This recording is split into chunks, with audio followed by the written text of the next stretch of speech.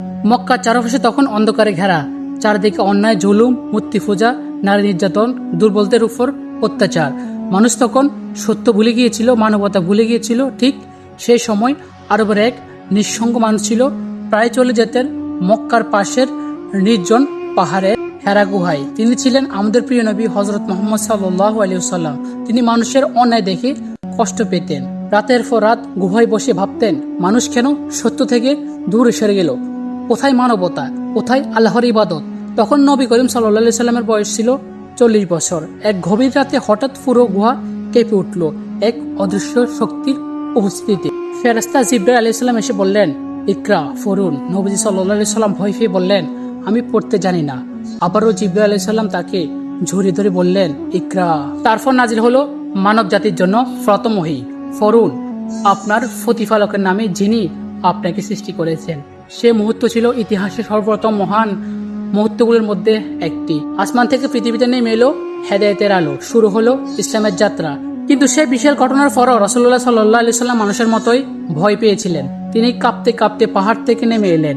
দ্রুত নিজের ঘরে ফিরে বললেন, আমাকে চাদর দিয়ে ঢেকে দাও, আমাকে ঢেকে দাও। মহানবী সাল্লাল্লাহু আলাইহি সাল্লামের প্রিয় স্ত্রী খাদিজা রাদিয়াল্লাহু তাআলা আনহা তাকে শান্ত করলেন। তখন মহানবী সাল্লাল্লাহু আলাইহি সাল্লাম উদ্বিগ্ন কণ্ঠে বলেছিলেন, খাদিজা, আমাকে কে বিশ্বাস করবে? কারণ তিনি জানতেন একটি সমাজের সামনে সত্য বলা সহজ নয়। যে সমাজ শত শত বছর ধরে মূর্তি পূজা ডুবে আছে, তাদের সামনে তাওহীদের ডাক দেওয়া কত কঠিন। কিন্তু হযরত খাদিজা রাদিয়াল্লাহু তাআলা আনহা বিন্দু মাত্রা দ্বিধা করেননি। তিনি বলেছিলেন, আল্লাহর কসম, আল্লাহ কখনো আপনাকে অপমান করবেন না। আপনি আত্মীয়তার সম্পর্ক বজায় রাখেন, গরিবকে সাহায্য করেন, অসহায়দের পাশে দাঁড়ান, সত্য কথা বলেন। সেই রাতে পৃথিবীর প্রথম মুসলিম হিসেবে তিনি নবী সাল্লাল্লাহু আলাইহি সাল্লামকে বিশ্বাস করেছিলেন। আজ 1400 বছরের বেশি সময় পেরিয়ে গেল। মরুভূমির সেই একাকী কণ্ঠ আজ কোটি কোটি হৃদয়ের ভালোবাসা।